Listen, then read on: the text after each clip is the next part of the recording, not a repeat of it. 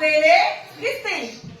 आपल्याला 4 पर्याय दिलेले आहेत आणि आपल्याला शोधून काढायचंय या 4 पर्यायांपैकी कोणतं उत्तर आहे।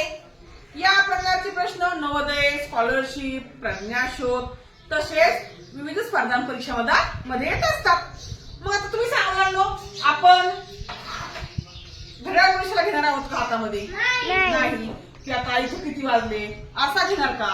आरशामध्ये पाहणार का? आता बघा इथे 7 वाजले, आपल्याला आरशामध्ये उलट दिसणार। कसं दिसणार? आरशामध्ये आपल्याला उलट दिसतं।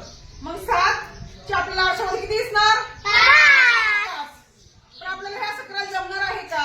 नाही। मग आपण हे उदाहरण कसं सोडवायचं याची आपण ट्रिक पाहणार। जेव्हा असे प्रश्न विचारले जातात तेव्हा हे उदाहरण कसं सोडवायचं याची ट्रिक मी तुम्हाला सांगणार आहे। मग घड्याळामध्ये किती आकडे आहेत सगळे? 12।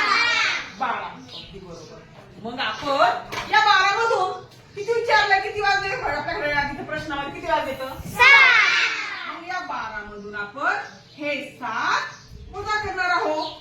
12 मधून 7 गेले, खाली राहिले 5।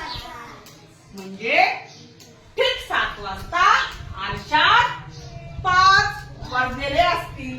पर्याय क्रमांक 2।